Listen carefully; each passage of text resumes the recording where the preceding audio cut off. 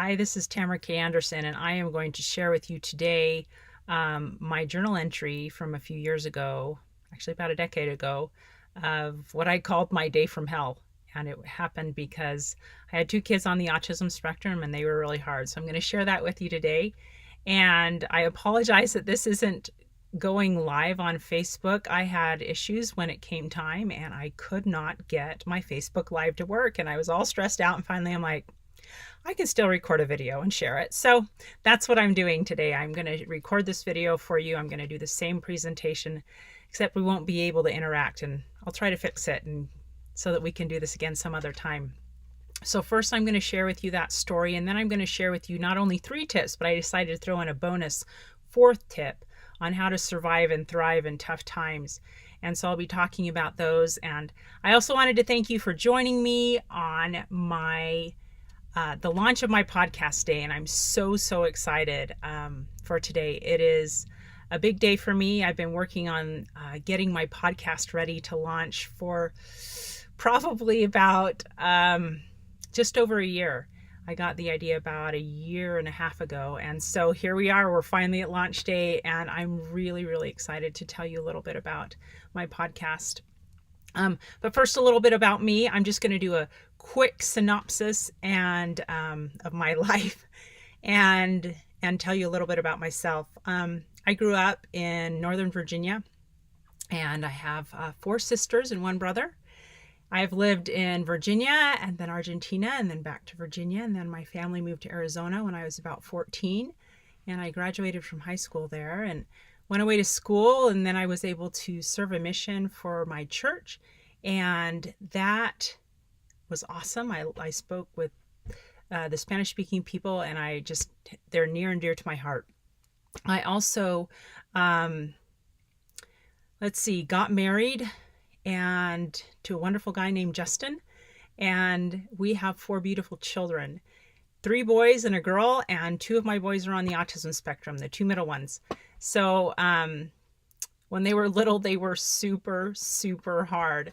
And so this excerpt that I'm going to read to you from my journal is kind of a piece of my soul. And so I share it with you first so that you know that on your hard days, you're really not alone. And I think that's one of the most important things we can learn when people share with us their thoughts and feelings, is that we're not alone. And so here is my journal entry. Let me see if I can read this for you really quick.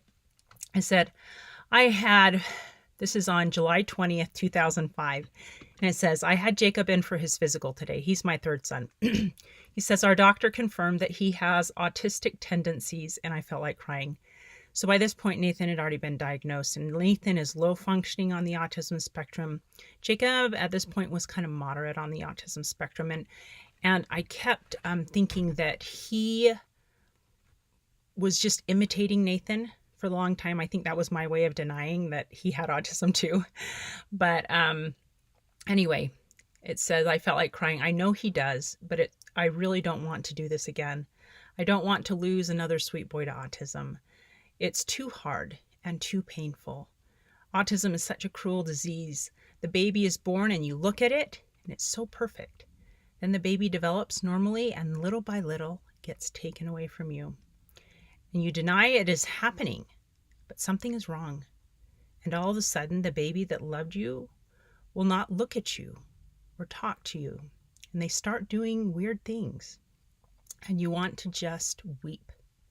Oh, how unfair life is for them too. They get a faint glimmer of normalcy before the crippling power overtakes their mind. I hate autism. I hate it. It's destroying my children. Why does it have to happen to my family? Tonight, I got mad and frustrated. Nathan played in his poop and wiped it all over himself 2 times today. Then, after I put them down for the night, Jordan yelled through their bedroom that Nathan had pooped on the floor. Now, just to give you an idea, Nathan's 6 at this time. He still isn't potty trained. And this happened frequently. In fact, we got a carpet cleaner just so that it would help us with the cleanup efforts. I can laugh about it now. It wasn't very funny then. I said, when I walked in, Nathan was smearing poop into the carpet with his foot. It was the worst I had ever seen him do that. I just started crying and crying. I was angry. I kept saying, why do you do this? And you have to understand where I was coming from. This is day in and day out of caring for children with autism that is so exhausting in and of itself. And when you finally get them down for the night, you're so worn out. You just want to collapse in bed. And that was not happening tonight. My reserves were completely gone and I had to keep going. And that often happens, right? So I said I was angry because I didn't want to clean up the poop. The task seemed so daunting. Why would anyone play in their poop? I was angry because I can't have normal children. I was angry because other people seem to have normal kids. Sometimes I feel like God is punishing me because I'm not good enough or patient enough. There are times I really love being a mother, and there are times I really hate being a mother. And at the moment, I did not like it at all. I've never felt so angry. Nathan has been such a pill this summer. I try to help him, and he yells at me. I try to get him dressed, and he screams and kicks. Tonight, after I put him in the shower and rinsed him off, I went to get him, and he had smeared poop all over himself yet again. I was so angry. This is not normal behavior. I mean, I know he isn't normal, but that is not normal for an autistic kid, is it? I guess the question is more, what is wrong with me? Why do I have these feelings of anger? It isn't normal. It isn't me. I got a counselor's name from our family doctor today. Justin and I have been talking about going to one. I'm sorry I had to vent tonight. I have had a headache all day, and now I feel like crap. Pun intended, right? I've apologized to everyone. I feel totally numb inside right now. As I've written this journal entry tonight, I've cried again. And now I'm just exhausted and numb. Have you ever had those days where you feel numb?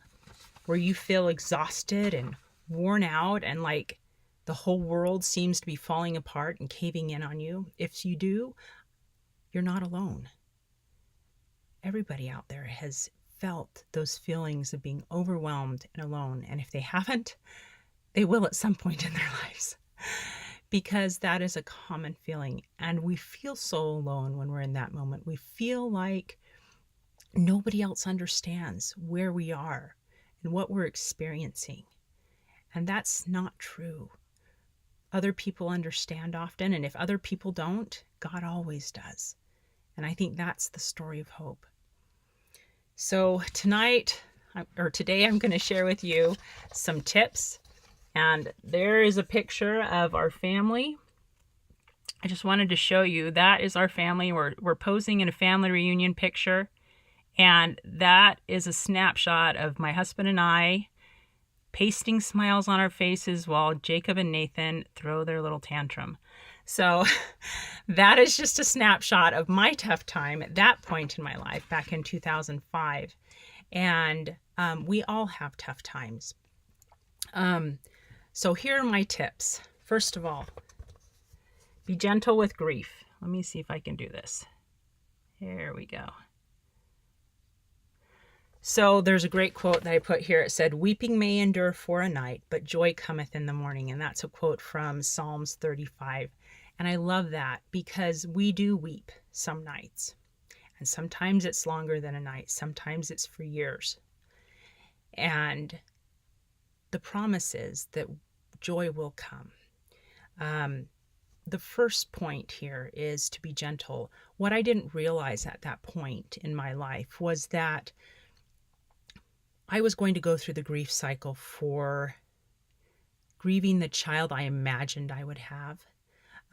These unfulfilled expectations that I had imagined in my brain, that this is how this would pan out in my life. And of course, those don't always turn out the way we want them to. But when those dreams get shattered, we grieve them. And I wish somebody would have pointed that out to me and said, "Hey, Tamara, you're going to go through the grieving process for Nathan and then for Jacob because of these unfulfilled expectations of what you imagined their lives would be like, and then they're not. And it's okay." And so then I wouldn't have felt, well, I went through denial, but the second step is anger. And I felt that anger inside. I felt angry with God for a long time. And I wish I wouldn't have felt guilt on top of grief for being angry with God if I would have just understood the process, understood that this was just part of grieving that normal child I thought I'd never raise. And of course, I've learned now that these kids are awesome. They are beautiful and normal for them. And I feel very privileged to be their mother. All of them, every single one of my kids has challenges, and I am thankful for them. They've stretched me. Yes. They've made me grow. Yes. But I'm thankful for them. Anyway, so be gentle with yourself as you go through the grieving process if your life changes, because it will change and it's hard. And just be kind. I think we do a lot of negative talk, and we criticize ourselves and we bemoan our fate inside, and we feel very alone. And that's a very lonely and sad place to be. So be gentle with yourself and realize that the grieving process does eventually come along to peace. And I will share that nugget of peace with you from my journal entry a year later in just a few minutes. So the second tip I'd like to share is to build a support network. And this is one of the key components as I've started inviting people to my podcast. So many times they have mentioned how important a support network is to them. And that is whether they're struggling with infertility or autism in my case, or cancer. It is so great to be able to band together with a group of people who have gone through something similar or who have who are going through something similar. And that is just so great to know that we are not alone.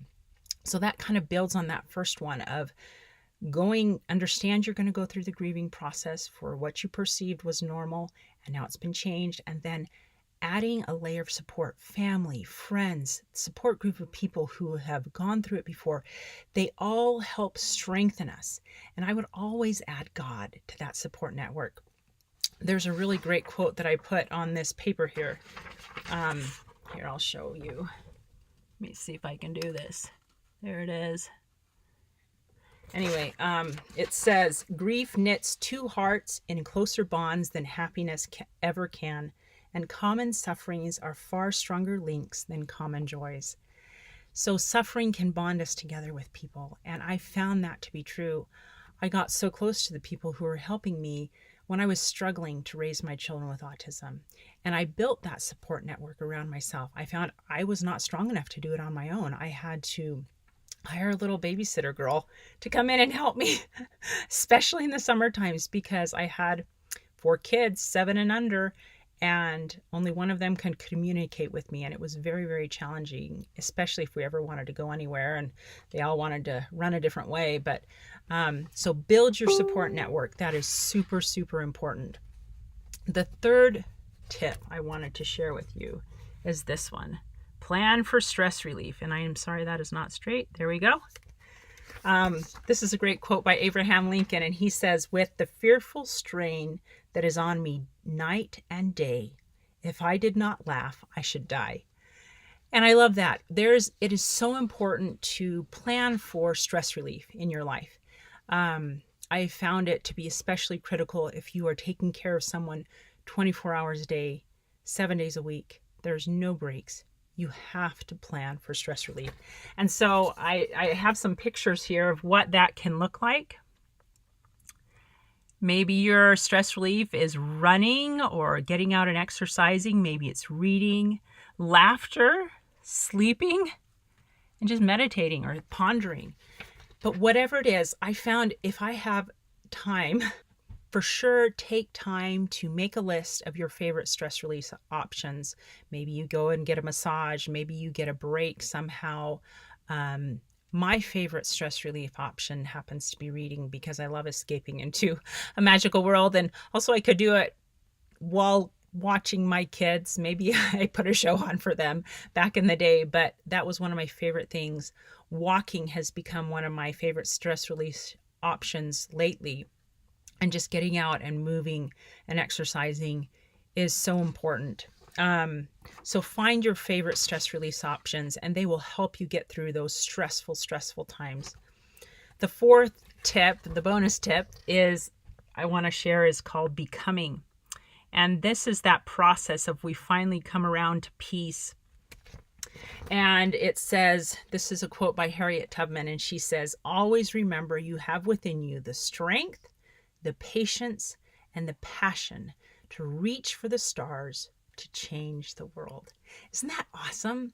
So I think when we're down in the dumps, we often just feel so burdened. We feel like we can never reach our dreams. We can never achieve what we want to achieve, when really sometimes our dreams need to be tweaked. Yes, they do, but we can still keep growing.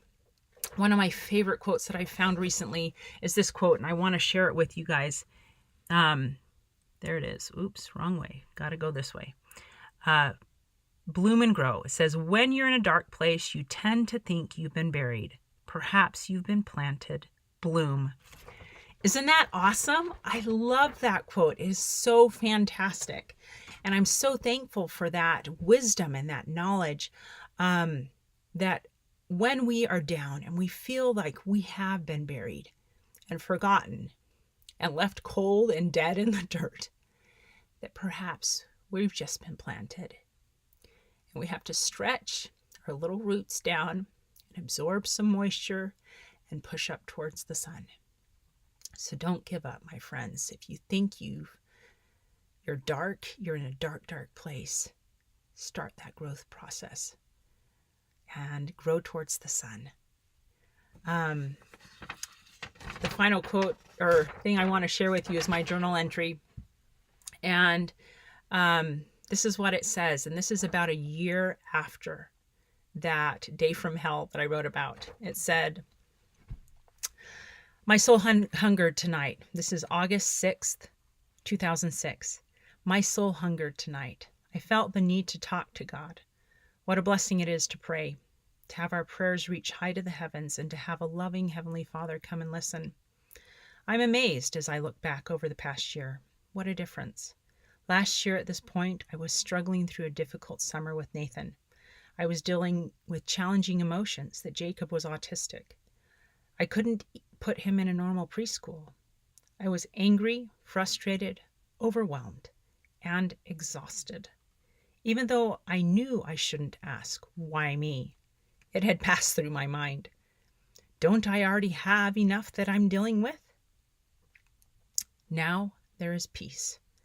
There was a talk a few years ago that I read called But If Not.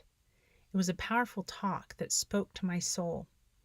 And I always wondered if I would have the faith of Shadrach, Meshach, and Abednego to say, but if not. And that's a great story in the Old Testament when they're about to be thrown into the fiery furnace. They say they know that God can save them, but if not, they still won't worship that golden idol.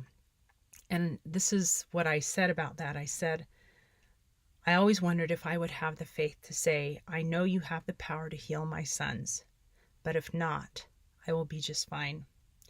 I finally reached that point tonight, and I am amazed. There has been much healing, which has taken place in my soul over the past year. My burdens have been lifted, and through the Savior's infinite tender mercy, He has strengthened me so that I could bear the burdens placed upon my back, even so much that I feel like I can submit cheerfully to God's will. I know in His strength I can do all things, and that goes along with my favorite scripture, which is found in Philippians 4:13.